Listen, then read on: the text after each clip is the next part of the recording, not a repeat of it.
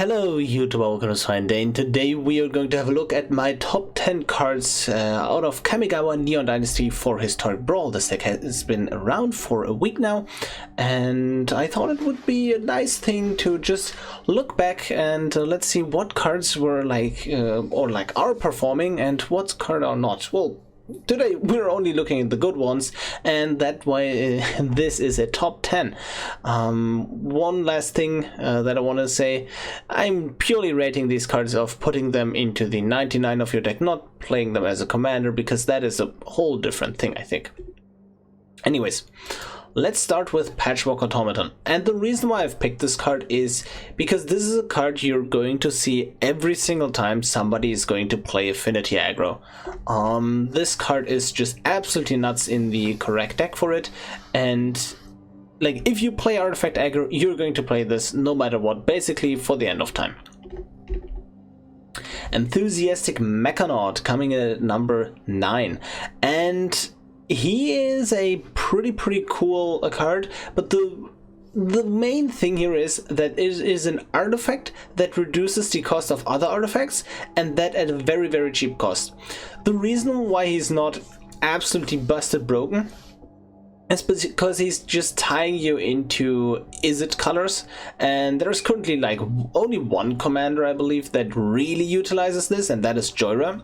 But going down the road, the more artifact decks you're going to see in these colors, the better, and this thing will be in every single one of them.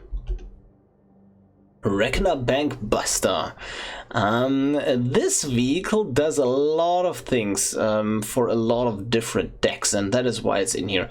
Vehicles are naturally good against control decks in a way that, like, once you get a vehicle down, it's pretty hard to remove for control because it dodges sorcery speed removal. And it just basically turns every single threat you're going to top deck into a haste creature, right? This is what this does. This thing also just draws you additional card. So this is a really good mid-range threat against control. And one thing to note here, it is a 2-mana card with 4 power, so cards that care about your power on board, those just get immensely buffed by this as well. Now, March of Swirling Mist is an interesting one. March of Swirling Mist, it is good in decks that want to go at a certain, like, decently fast and can afford to go down in cards. But if you can do that, March of Swirling Mist is amazing at protecting you. So the current 2 decks that are playing March to basically its fullest extent, in my opinion, are Kinnan Bond of Prodigy and the new ninja commander, Satoru Umezawa. So the basic idea here is both commanders provide you with additional cards, so you do not mind going down in cards as much with this. So you're going to play 1 blue and phase 2 things out. That is like the default mode on this, basically. Both cards are creature decks that care about having their commanders' creatures on the board very early, right? So in the case of Kinnan, you just just want to spam your cheap creatures, and then you can use this March of Swirling Mist as early as turn 2 to protect them. And in Satoru Umezawa, you get the additional benefit of being able to phase out opponents' creatures, so you get your ninjutsu effects. So those 2 commanders currently just work really well with March of Swirling Mist. And basically, if you got a blue commander that plays to the board really quickly and can afford to go down in cards, March of Swirling Mist is a great pickup. Kumano faces Kakazan, and this card is it is just good. It is just good. So, like, you play it for 1 mana, deals 1 damage. Next time you cast a creature on chapter 2, enters with an additional +1/+1 counter, and then the backside is just a 2/2 haster, right? Nothing fancy, except if you ever play mono red aggro, you're going to play this in your deck, because mono red aggro is a critical mass deck, so you need a certain amount of red cards. And this basically being the best, or like one of the best currently, means that they need to print like 20 better 1-drops than this to Arena for this to be obsolete. And I just don't see that happening at all. Colossal Sky Turtle. This thing, first and foremost, we're not really intending to cast this. This is basically a modal card that is really hard to counter because it's not a spell on the stack, it's an activated ability.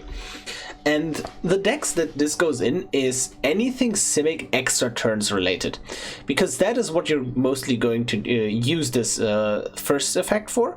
The 3 mana, discard it, return a card from a graveyard to your hand, return the extra turn.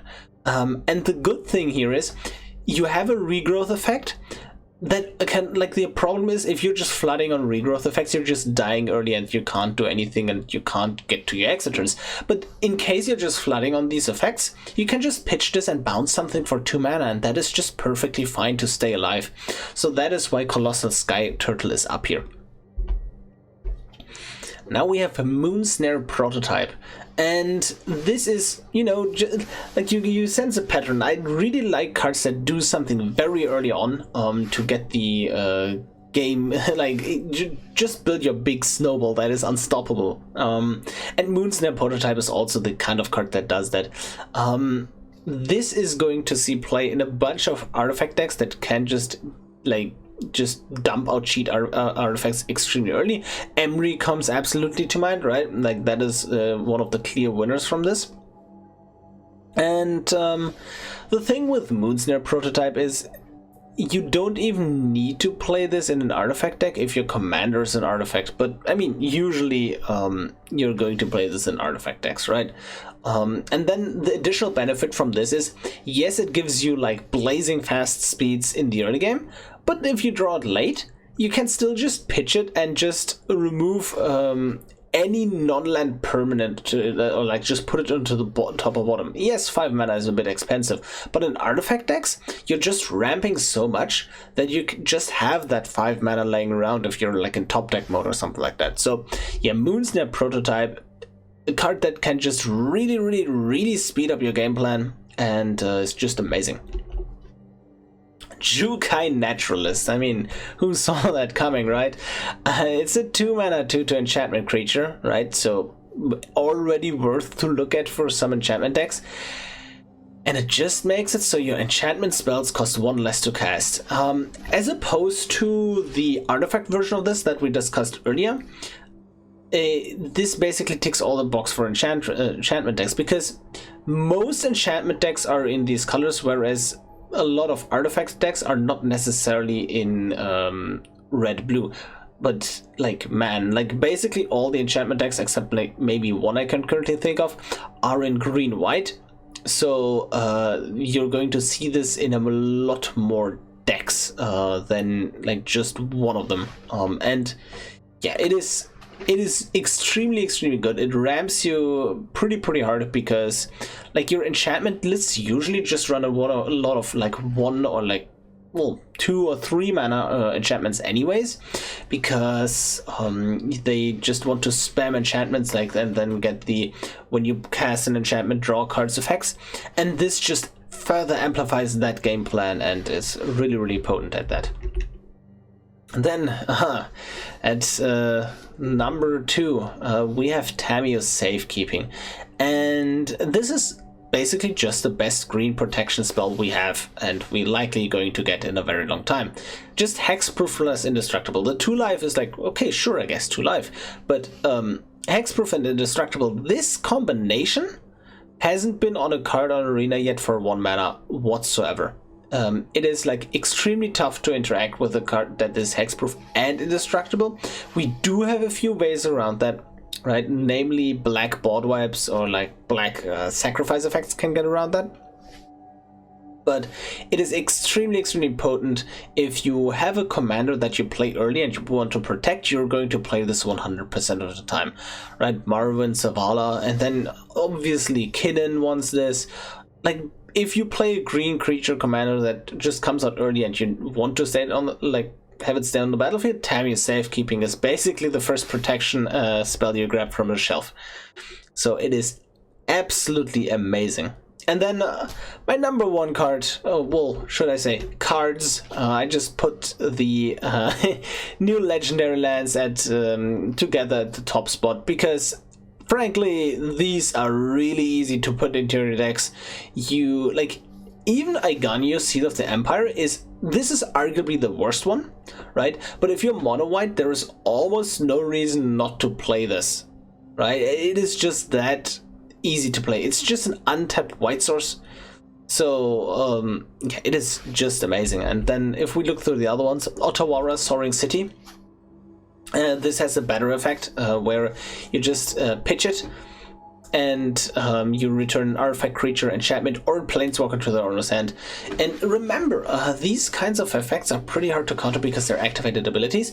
But not only that, all of them have the line of this ability costs 1 less to activate for each legendary creature you control, which, guess what? We have a commander. So if a commander is a creature, which is actually most of the time, these effects cost 1 less. Takumena Abandoned Maya I want to talk specifically about. It is extremely potent in the Gitrog monster, because you discard this card as a cost and you trigger Gitrog, because like Gitrog says whenever 1 or more, so it only triggers per like instant like land hitting the graveyard in an instant. So if you have like something like Escape Shift and sacrifice 10 lands, you only get to draw 1 card because all of them happen in the same instance. But this discards as a cost, so 1 land hitting the graveyard, and then the effect happens, and then if you mill a land, you draw another card. So this is basically just pitch this land, draw 2, and get a creature or planeswalker back from the graveyard to hand, and that is just extremely potent. Song Kazan, Crucible of Defiance. You're like, if you're like playing 2-color control, maybe you don't play this because at some point in the future we have enough duels that you want more basics, but red aggro, no brainer, just put it in. And then Busagio Who Endures is probably the best one out of all of them, because it can just easily go down to 1 mana, and it is very comparable to an Assassin's Trophy. And if that is your comparison, you're set basically. So yeah, you destroy an artifact or enchantment or non-basics they control, and then they get to ramp in return. So if you destroy non-basic, they just like replace it immediately, and otherwise they ramp. But if you destroy something with this, you're really going to have a reason, or like you can just, if you draw this late, the ramp won't matter. And if you pitch this early, you're glad that you did it, because I mean, you're destroying something that is really good apparently if you're ramping them early in the game. And again, with all of these, you can't just play them as a land, and that is what makes them so unbelievably strong. Untapped, might I add, right? That is the reason why they're so strong, and just a no-brainer to put into every deck. So yeah, if you enjoyed this list, these were my top 10 cards for Historic Brawl from the latest set, Kamigawa Neon Dynasty. I mean, let me just see in the comments, like, what do you think, right? And if you enjoyed this video, just leave a like, thumbs up, and all the good stuff, and I will see you tomorrow.